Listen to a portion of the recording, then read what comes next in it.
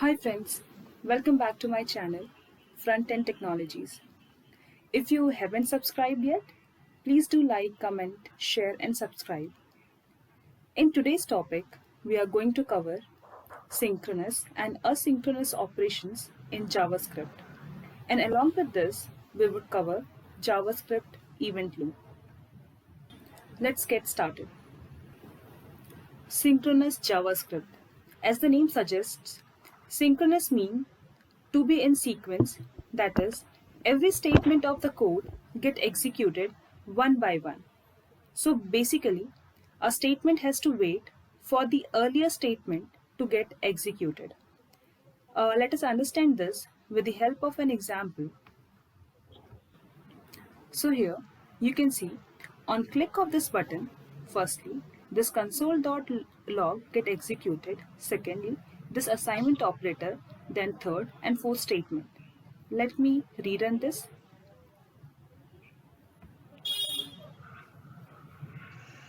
After clicking, you can see hi all, then assignment operator, and this gets executed.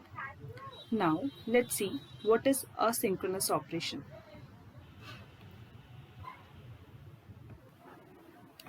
An asynchronous operation allows multiple things to happen at the same time. You can move to another task before the previous one finishes, hence it is non-blocking. We don't need to keep waiting for the long operations to get executed, and we can move ahead in our code. So let's take an example. So let me rerun this.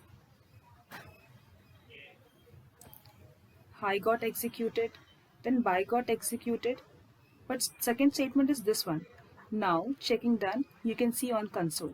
So let me explain how the execution happened. It first logs the high.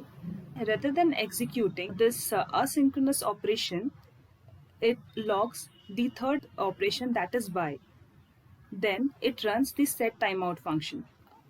Hence, this is a good example of non-blocking code. Here you can see synchronous versus asynchronous programming diagram. Here all tasks are executing in sequence, and for this you can see all the tasks they are executing at the same time. If you compare the total time taken, so here it is 13 seconds and here it is 7 seconds. So this allows us to get much more stuff done in short amount of time, and therefore can be very helpful in web applications. So this is an event loop.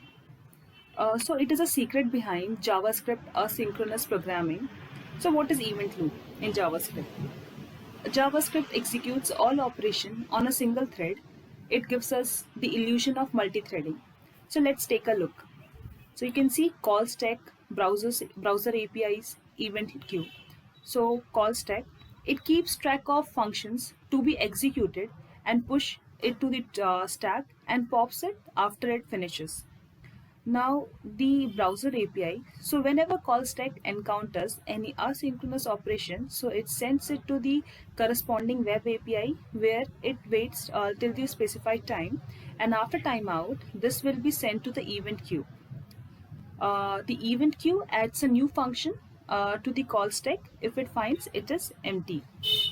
So here you can see this call.log push to this call stack, and after the execution gets completed, it is popped out.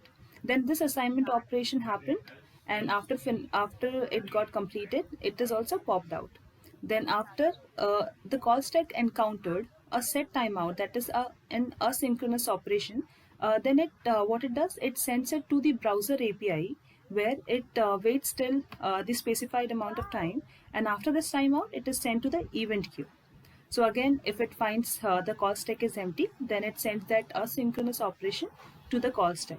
So this is all about event loop, which checks whether or not the call stack is empty. If it is empty, new functions are added from the event queue. If it is not, then the current function call is processed. So set timeout and set interval are the only native function of the JavaScript to execute code asynchronously. However, if you are familiar with JavaScript, you might have dealt with asynchronous execution in various forms. So you might have come across like that is HTTP request, then input output operations when you are in a Node.js environment, then dealing with WebSockets.